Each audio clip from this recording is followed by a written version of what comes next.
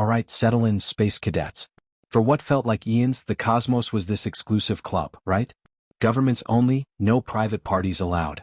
We had the space race of the 20th century, a monumental Cold War era, my rocket's bigger than your rocket contest, driven by nations and enough patriotism to fill a Saturn V.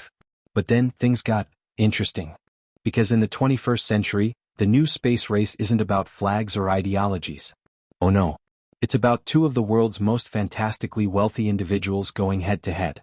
Think of it as the ultimate cosmic arm wrestle with rockets instead of biceps. We're talking Elon Musk, the guy who probably doodles rocket ships on his grocery list, and Jeff Bezos, who's apparently decided that conquering Earth's retail sector just wasn't enough of a challenge. They both dream of humanity spreading across the stars. But their methods? Their philosophies? It's like comparing a caffeinated squirrel building a treehouse to a meticulous beaver constructing a dam. Welcome, my friends, to the billionaire war for space. Grab your popcorn, it's gonna be a wild ride. First up, the man, the myth, the legend of Twitter rants, Elon Musk. This guy doesn't just think outside the box, he probably incinerated the box and built a rocket out of its ashes. When he founded SpaceX in 2002, the aerospace industry collectively scoffed. A private company building rockets? And reusing them? Impossible, they cried. That's like trying to land a skyscraper on a dinner plate. But Musk, bless his audacious heart, looked at the traditional one-and-done rocket model and said, "That's ridiculous. Who throws away a perfectly good rocket after one use? My Tesla doesn't disappear after I drive it to the grocery store." He correctly identified that the secret sauce to affordable space travel wasn't just building rockets, it was not throwing them away. And just like that, the Falcon 9 became the reusable workhorse, saving enough money to make even Amazon envious. Suddenly, launching stuff into orbit wasn't just for governments and the ridiculously rich. It was for anyone with a sufficiently large wallet. SpaceX started nabbing contracts faster than you can say, orbital mechanics, even ferrying NASA astronauts. Turns out, when you make space cheaper, people get very interested. Who knew? But for Elon, the Falcon 9 is just practice. Like learning to ride a bike before trying to cycle to Pluto. His true love, his cosmic obsession, his red-hot destiny, Mars. He genuinely believes humanity needs to be a multiplanetary species. Probably so we have somewhere to send all the unsolicited emails. And for that galactic commute, he's building Starship. This thing is less a rocket and more a flying stainless steel skyscraper. It's designed to carry 100 tons of cargo or 100 people, to the moon, Mars, and possibly that really nice diner at the end of the universe. It's a project marked by rapid iteration, high-profile test flights, and what SpaceX lovingly calls rapid unscheduled disassemblies. Which for the rest of us means boom.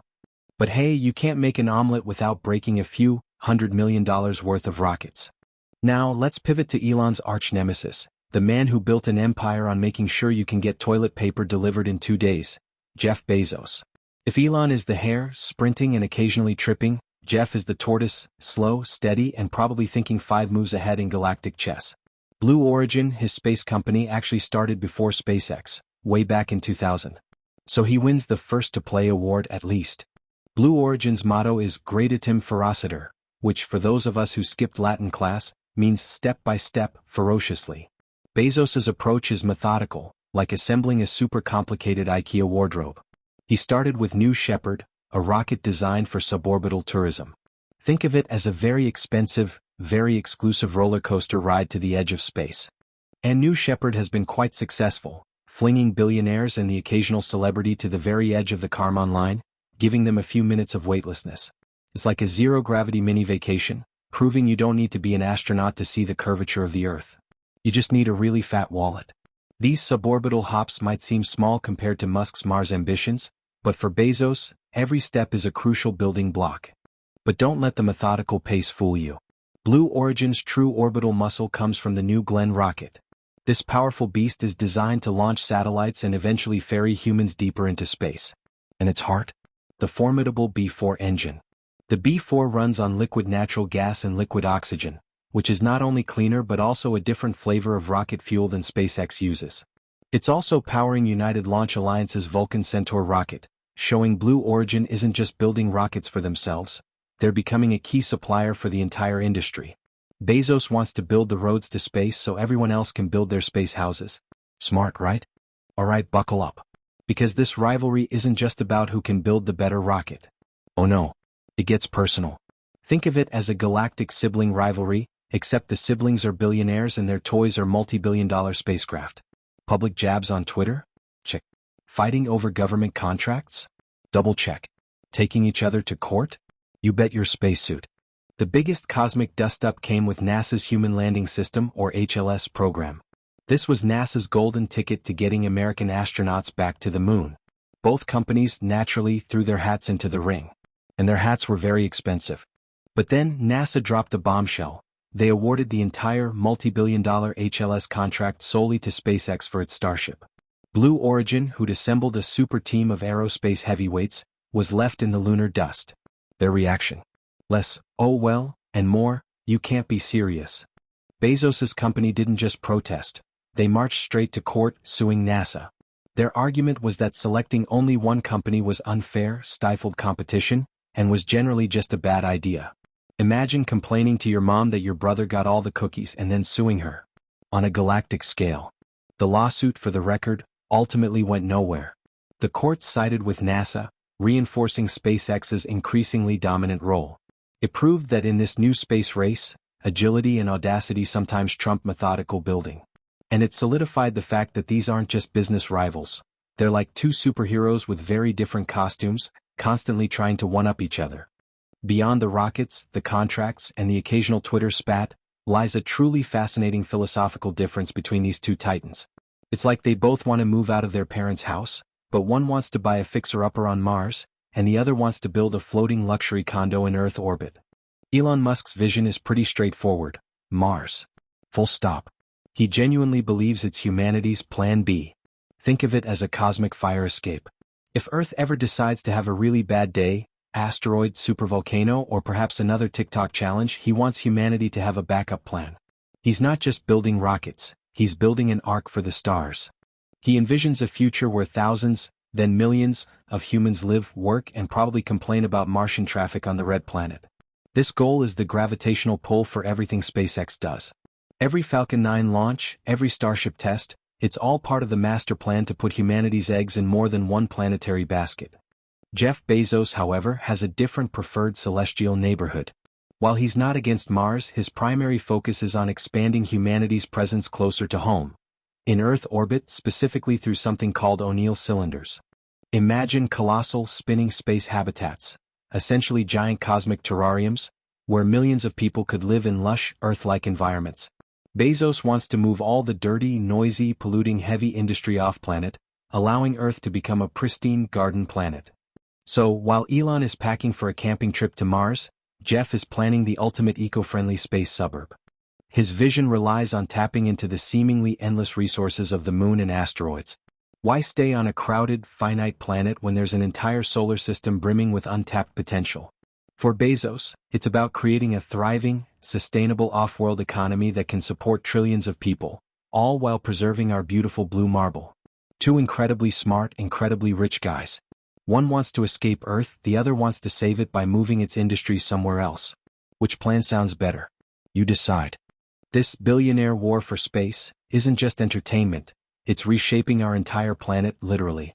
These private ventures are transforming space from a government sandbox into a multi-trillion-dollar industry.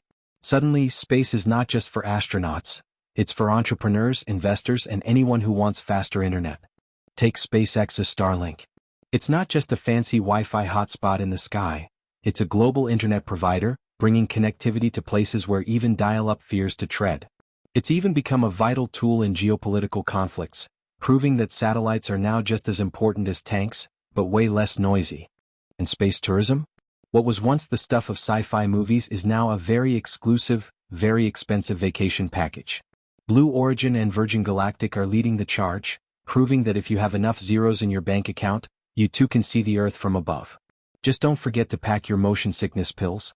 But here's the kicker. These private companies are becoming absolutely essential partners for governments worldwide. National space agencies and defense departments are increasingly relying on private rockets for launches and commercial satellites for everything from weather monitoring to national security. The lines between public and private space power are getting blurrier than a rocket launch in a fog bank. This raises some serious questions. Who truly controls the high ground of space? And what happens if the billionaires decide they want to be space landlords? The sheer amount of private capital pouring into space is unprecedented. It's fantastic for innovation, but it also means we're seeing immense power concentrated in a few hands. The biggest challenge isn't just getting to space, it's deciding who gets to run the cosmic neighborhood. The rivalry between Musk and Bezos, despite the occasional drama, is undeniably accelerating progress. It's forcing everyone to innovate faster, cut costs, and dream bigger. It's no longer just about planting flags. It's about building economies, protecting interests, and charting humanity's course beyond Earth. So, whether you're rooting for Team Mars or Team Space Condo, know that this competition is literally launching us into the future. So, as the billionaire war for space continues its celestial dance, its implications stretch far beyond the personal ambitions of two incredibly driven men. It forces us, the audience of Earth, to ponder our own place in the cosmos. Here at Orbit of Understanding, we love pulling back the curtain on these monumental endeavors. The rivalry between Elon Musk and Jeff Bezos, with all its fiery launches and legal skirmishes, is undeniably propelling humanity into an unprecedented era of cosmic exploration. It's like watching two hyper-competitive siblings building sandcastles, except the sandcastles are rockets, and the sandbox is the entire solar system. Whether humanity's ultimate destiny lies among the dusty red plains of Mars, within the comfortable embrace of colossal orbiting cities, or a combination of both, one thing is crystal clear: the private sector is leading the charge. They are democratizing access to space, inspiring a new generation to look up, and fundamentally challenging our notions of what's possible. The future of space is no longer just a distant government dream. It's a vibrant, competitive, and rapidly expanding commercial frontier. And the outcomes of this billionaire war will determine not just who gets to the stars first, but how we get there, and for whom humanity steps into its multiplanetary future. Pretty mind-blowing, isn't it? So what do you think? Is Elon's Mars madness the right path, or is Bezos's orbital vision more realistic? Let us know which side of this cosmic coin you're on in the comments below. We love hearing from you. If you laughed, learned, or just mildly snorted into your coffee during this video, please hit that like button, subscribe to Orbit of Understanding, and ring that notification bell.